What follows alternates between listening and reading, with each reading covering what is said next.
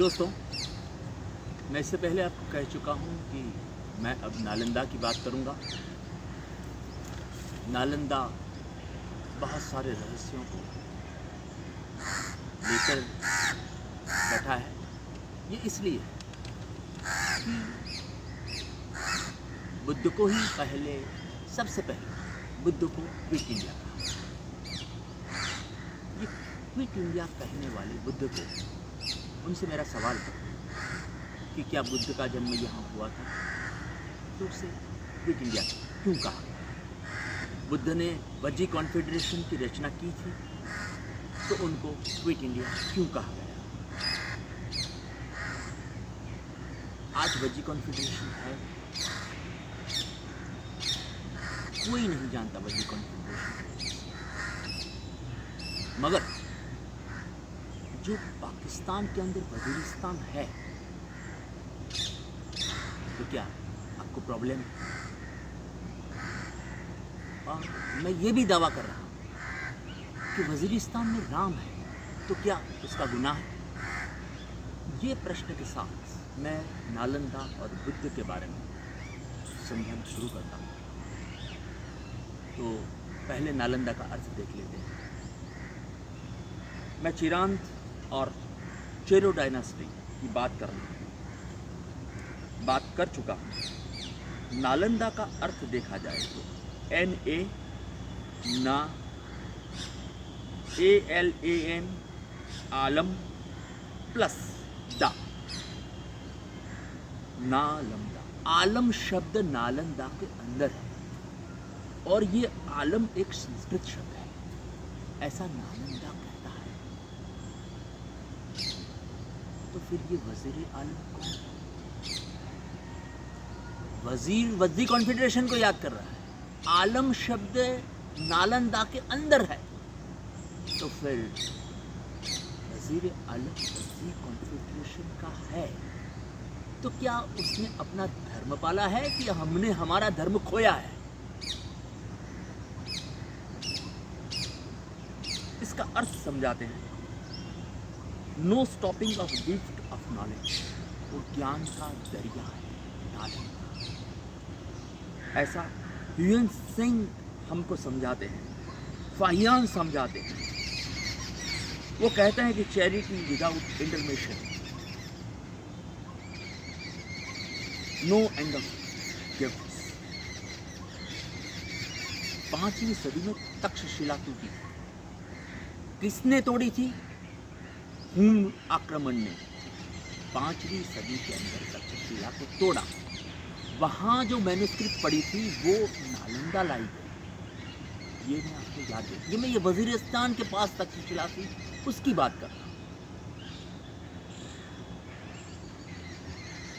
ये नालंदा का जो एक्सहिबिशन करने वाले जो आर्कियोलॉजिस्ट है हीरानंद शास्त्री, वो हमको नालंदा का अर्थ समझाते हुए कहते हैं कि abundance of nalas, lotus stocks. ये नालंदा का एक प्रथम दृष्टि अर्थ है। ये वज्जी कॉन्फेडरेशन की शान था।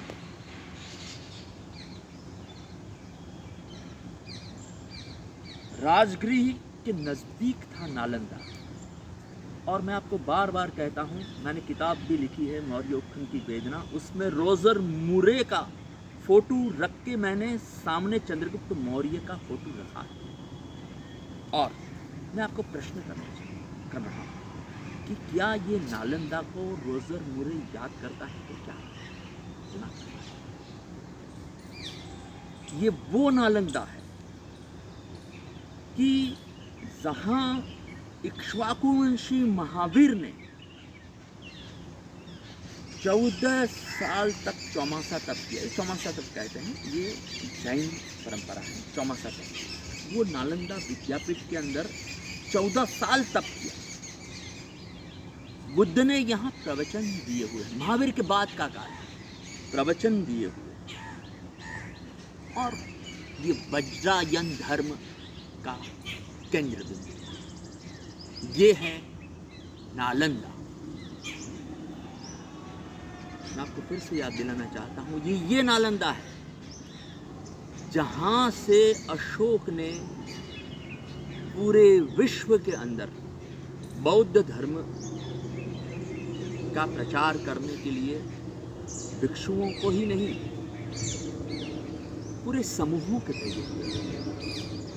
और हम ये कहते हैं कि उस समय शांतिपूर्ण तरीके से पूरे विश्व ने बुद्ध के संदेश को वाया अशोक स्वीकार किया था। ये हमारा नालंदा का हिस्ट्री कहता है।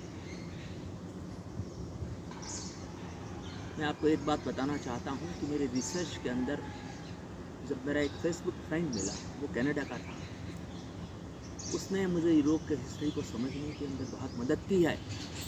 जब मैंने उसे पूछा तुम राम के बारे में जानते हो, तो उसने मुझे कहा ही बिलोंग टू द स्कॉटलैंड।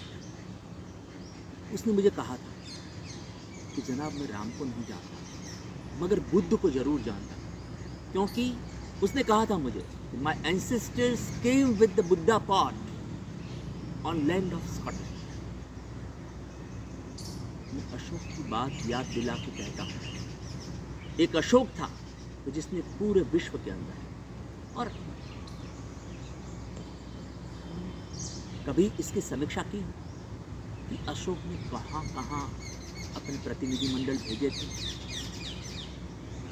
ये जाने वाले लोगों चले गए, उसके बाद हमने यहाँ से बुद्ध को निकाल दिया, अशोक को निकाल दिया। अब हम सवाल कर रहे हैं वो बेचारे दूर दूर पहुँच चुके लोगों को, मेरे अंगने में तुम्हारा क्या काम है। और क्विट इंडिया उनको भी कहते हैं। बात इतनी ही नहीं है, लाहौर को भी क्विट इंडिया कहते थे, मगर लाहौर का नालंदा के साथ सीधा रिश्ता है। ये छोटी सी मैंने नालंदा की बात। अब अपन बुद्ध के बारे में बात करते हैं। तो बुद्ध को तथागत कहते हैं।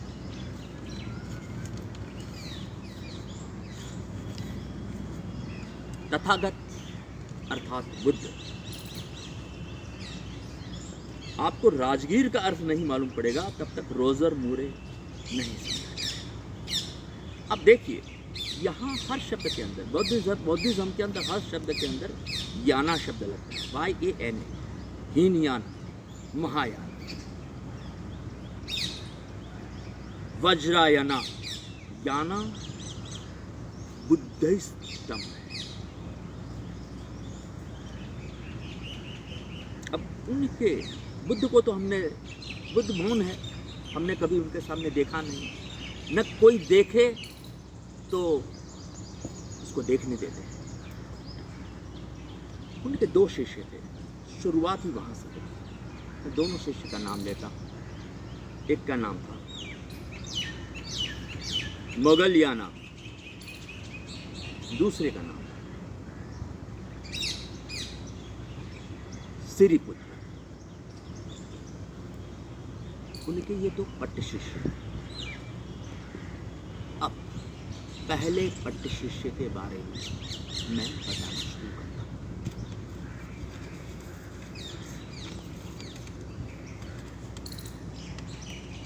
मोगलाना, MOGGALLANA, उसका दूसरा रूप है मौदगल्याना,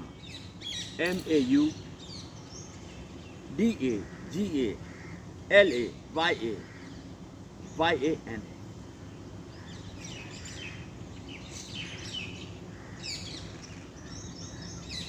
उनका जन्म बिहार के मगध के कोलीटा गांव में हुआ था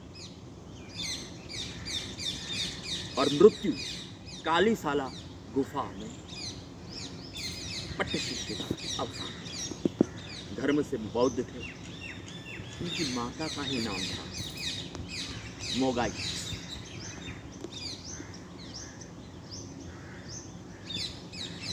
यह शब्द संस्कृत है, मोगलया। इसके मुलान, इसको चीनी में मुलान कहते हैं, मंगोल में मोलून कहते हैं। और मैं बार बार जो किताब का जिक्र कर चुका हूँ, जो कफिरिस्तान के बारे में है, कफिर्स ऑफ हिंदू कुश, उसके अंदर जो मुदुगुल ट्राइब है, ये मुगल ट्राइब है, जो इस देश की रक्षा के लिए 1500 साल तक लड़ती रही। वो ट्राइब की मैं बात कर रहा हूँ। और वो बुद्ध का शिष्य है, वो उन्हें आज मालूम। उसका रंग ब्लू लोटस। नालंदा का अर्थ भी कुछ ऐसा ही। अब जब यहाँ से हमने बुद्ध को क्विट इंडिया कर दिया, तो क्या बुद्ध के पट्टे शिष्य को, बुद्ध की प्रतिमाओं जब तोड़ दी गई, तो उसकी प्रतिमाओं बगैर भी कोई धर्म स्थापना यहाँ नहीं तो कहीं और करने की इजाज़त ये विश्व देता है? जो मोहम्मद अरबस्तान के अंदर ये धर्म की स्थापना करता है, तो क्या ये धर्म परिवर्तन हो जाता है? मैं आपका ध्यान उस तरफ देना चाहता हूं कि यहाँ धर्म परिवर्तन लाहौर ने नहीं किया है, कफिरिस्तान ने नहीं किया है, पेशावर ने नहीं किया है, वजीरिस्तान ने भी नहीं किया है, क्योंकि वो पहले बौद्ध थे, उनका शिष्य था, उसने एक धर्म की स्थापना की, वो धर्म उन्होंने अपनाया, तो उन्होंने तो धर्म बदला नहीं। मगर आज अयोध्या में जो राम कहाँ जन्मे थे, वो अंधेरे में तीर चला के पूरे देश को जबरदस्ती हाँ कहने के लिए मजबूर करने वाले, और मुगल ने बनाई हुई बाबरी मस्जिद को तोड़ने वाले, मैं उनको सवाल करना चाहता हूँ कि इस देश के धर्म को आप कहाँ ले जाना चाहते हैं? यहाँ तो वजीरिस्तान इन लोगों ने खत्म कर, यहाँ तो वजी कॉन्फेडरेशन का नामो निशान नहीं रहने दिया इन लोगों ने। मैं फिर से कहता हूँ कि रॉबर्ट क्लाइव जिसके सामने लड़ा था, वो मीर कासिम, उसके ही पुरखे बख्तियार खिलजी ने नालंदा का सत्यानाश किया था। 20 लाख मैन्युस्क्रिप्ट उसने जला दी थी।